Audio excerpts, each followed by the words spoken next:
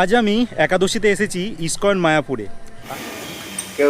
এই হচ্ছে নৃসিংহদেবের সিংহাসন।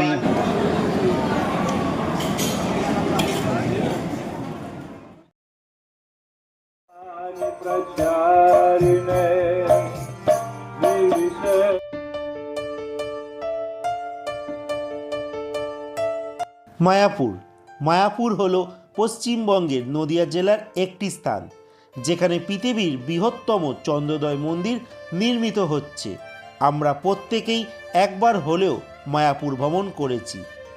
এমন ব্যক্তি খুব কমই হয়তো হবে যারা মায়াপুরের দর্শন করেননি। মায়াপুর দর্শন করে ভোগ প্রসাদ তো অনেকেই গ্রহণ করেছেন, কিন্তু জানেন কি এই মায়াপুরের একাদশীতে কি ভোগ প্রসাদ দেওয়া হয়?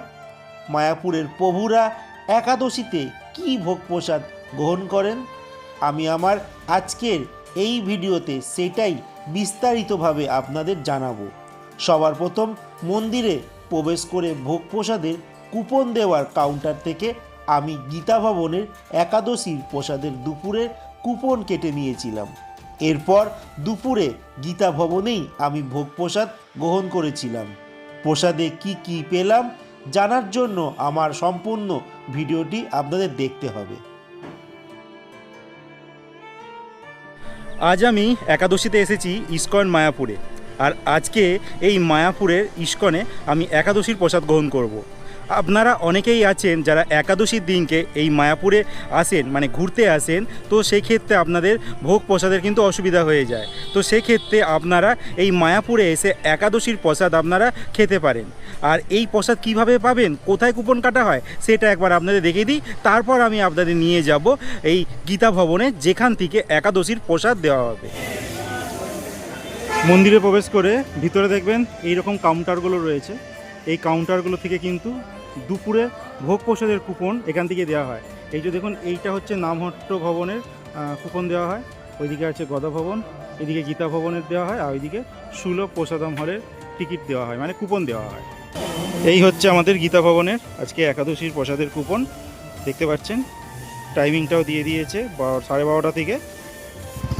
এই হচ্ছে গীতা ভবনের, দেখুন একটা এখানে সাইনবোর্ড লাগানো রয়েছে, আর এইখানে হচ্ছে সেই গীতা ভবন। আর এই ভবনেই আজকে আমরা একাদশীর প্রসাদ গ্রহণ করব। চলুন আমার সঙ্গে।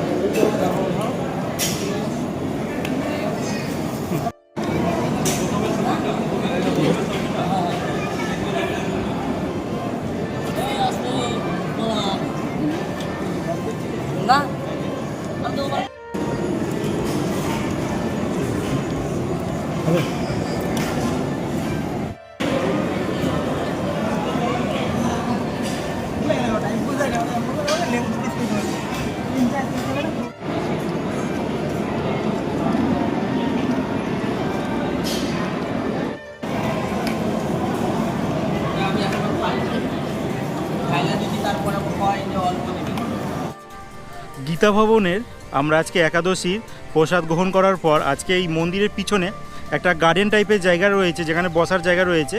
তো এই জায়গাটা আমরা এসে বসেছি, আর উল্টো দিকে মন্দির দেখতে পাচ্ছি, আর ঝর্ণাটা খুব সুন্দর লাগছে। একবার আপনাদের দেখিয়ে দিচ্ছি ওইটা, তারপর বাদবাকিটা আপনাদের বলছি যে আমরা আজকে এই একাদশীর প্রসাদে কি কি পেয়েছি।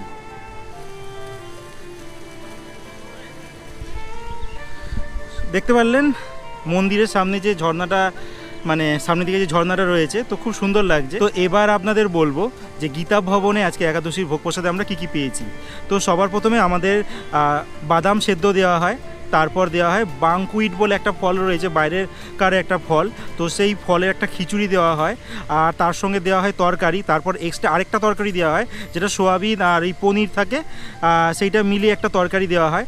এরপর আমাদের দেওয়া হয় একটা তরমুজের টুকরো দেওয়া হয় যথেষ্ট বড় পরিমাণে, 3টে লেবুর পিস, মানে একটা লেবুকে 4টে টুকরো করলে তার 3টে কোয়া যেরকম হয় ওই রকম লেবু দেওয়া হয়েছে, তবে একটা কলা দেওয়া হয়েছে।